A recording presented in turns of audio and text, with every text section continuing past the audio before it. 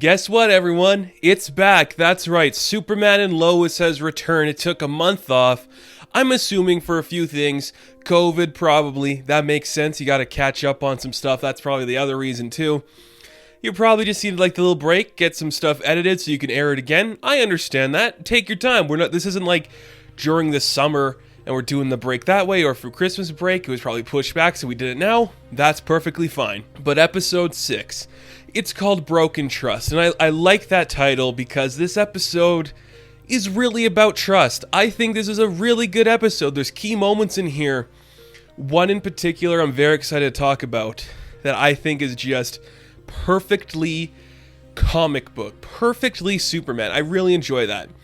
So Tag is back. We ended episode 5 and Tag kind of came to find Jordan, and we get kind of the resolution of that pretty quickly. Clark comes to save him. He's chasing down Tag after he saves his son, and it's kind of just like a rough CG, which I get it. You know, you blow your money on this right stuff. So if we have just like 30 seconds of some average looking CGI where a speedy kid's running pretty stiffly and Superman's chasing him, I'm not going to complain because we got a cool shot of Superman stopping the train from going off the track, so that looked good. If we have to sacrifice there to get that, I'm fine with that. But we kind of get this idea afterwards that Jordan had something affect him when he was out with Tag. Like, he keeps hearing like this ringing in his head and it's affecting him, and every time like a stressful situation comes up, this ringing in his head still continues to happen, and he's kind of like worried it's going to affect him in some way, like he's going to use his laser visions. And his dad's like, maybe you shouldn't play like the game in Metropolis this weekend because it's probably not a good thing to be under a lot of stress right now to do that. But Jordan's like, I got it, Dad. Like, these guys have literally bullied me my whole life, and now I can show them who I've become. Of course, I'm going to take that opportunity, and I really like that. I get it. You know, Jordan is a character that could easily become one note, but he's really trying to prove himself here, and I get it. Like, a teenage boy in that scenario would act the same way Jordan did, so I'm not upset with that at all. I think it was very in character for him, very good moment. We get some stuff with Lana and her husband, and again, I know they're trying to set up that Kyle's kind of an asshole, but I like Kyle. I think he is a genuinely good dude who wants to see his town thrive and be better, and when that doesn't work out, ultimately like it won't, I don't want them to make him an asshole about it. I just hope it's like he sincerely apologized the way he treats Lois. So Morgan Edge kind of like gives Lana an opportunity to be like the face of like the organization to like build up Smallville. Kyle's kind of jealous at that, but he realizes that his wife is doing something really good, so he puts it aside and they go for a date night eventually. Not before Lois is just, she kind of comes up to them and says, please be careful. You guys are my friends. I genuinely care about you. Morgan Edge has done this before.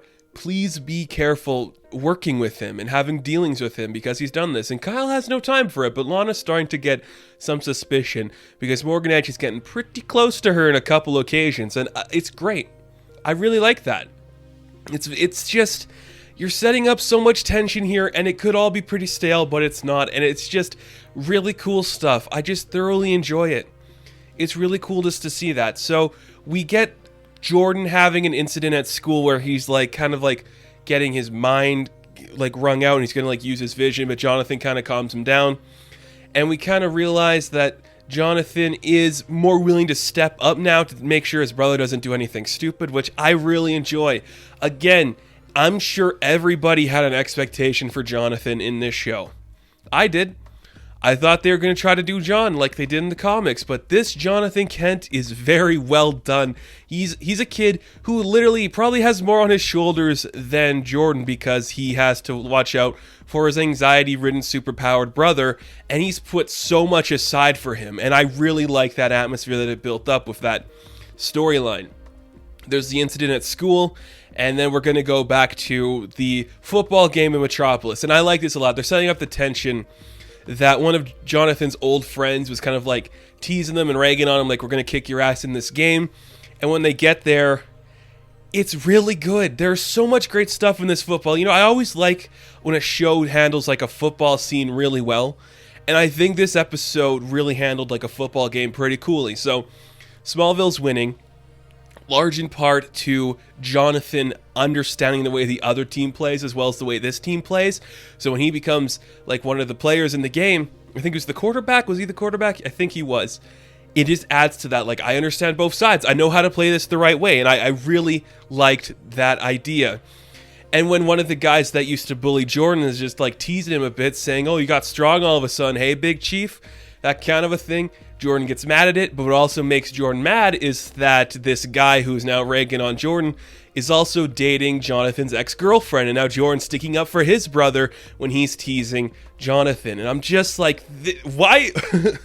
You set up this kid to be an asshole, so I guess it makes sense that we're seeing the evolution of John's character, where he's no longer like associated with the asshole. That's kind of cool. I guess that's a pretty interesting thing to play with.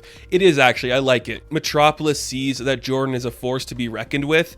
We get what I think is the best moment of the episode and one of my favorite moments in all of CW history, I do think. So Jordan is a force to be reckoned with. He's taken them all down.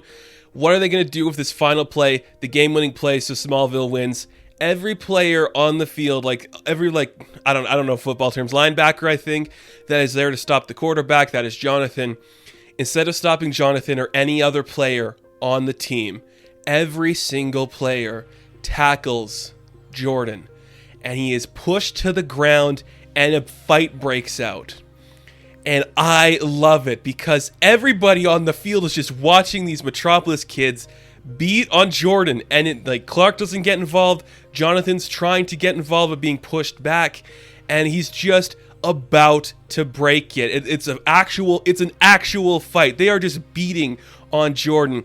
And he is losing control. He's hearing the ringing in his head. His eyes are lighting up. And this moment I absolutely enjoyed this moment. I really enjoy this because you could say, yeah, he's been a little on edge most of the day, Jordan, but when he's actually getting beat up by these people that used to pick on him and he can't do anything about it and that rage comes out, I love it. And then when Clark comes in and you see Jordan is about to literally lose his control over his heat vision, and Clark just puts his hand down saying, just do it now. And you just hear Jordan screaming and crying and the laser is just blasting into Clark's hand. I think that is a very powerful moment.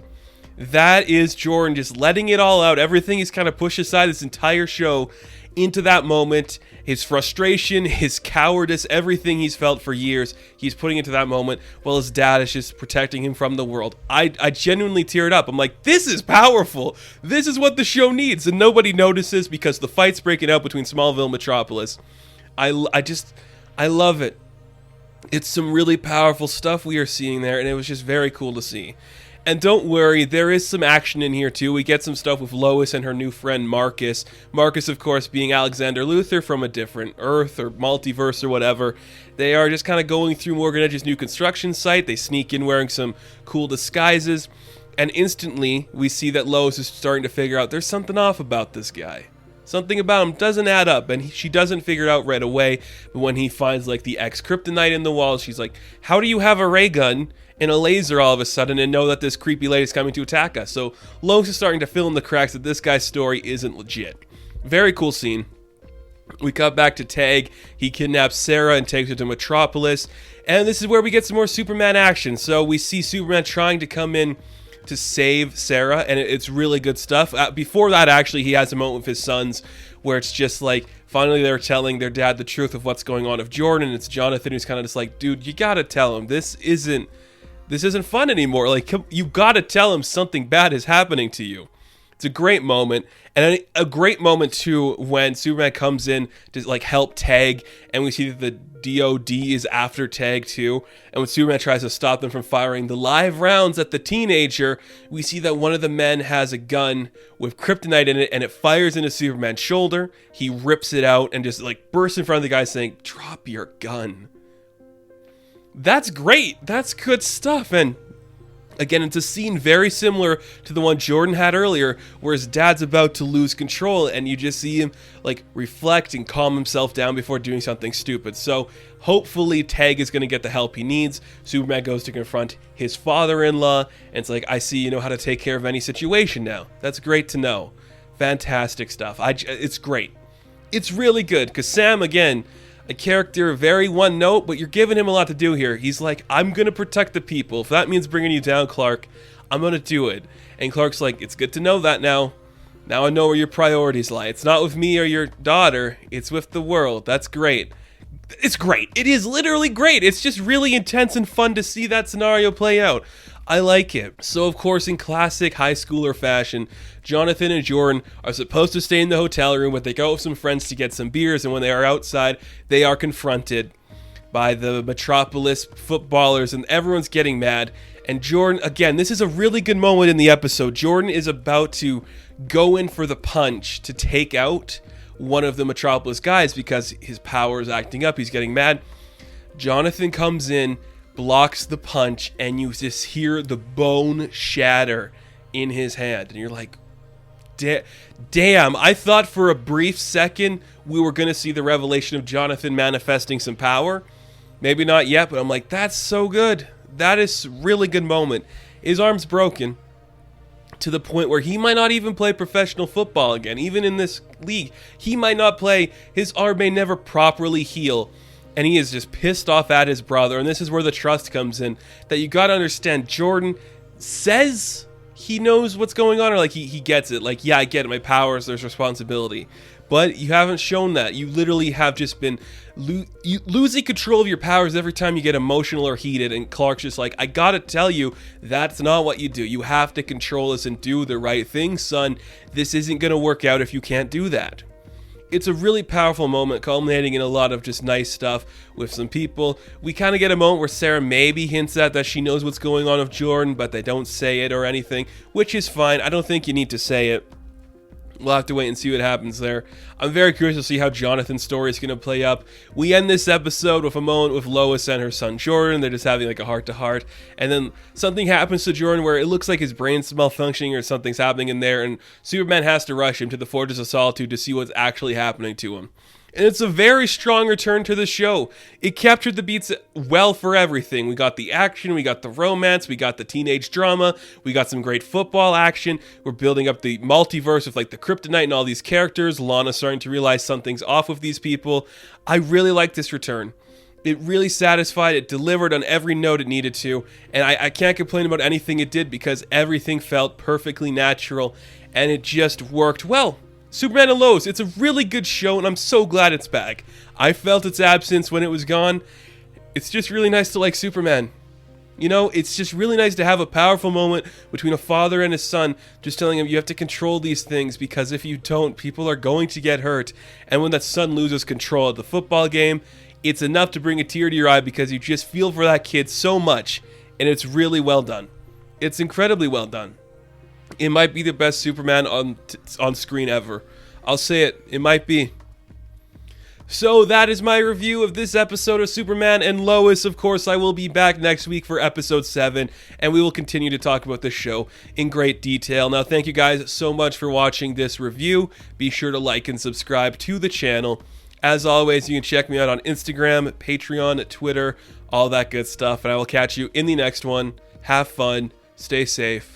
Good luck.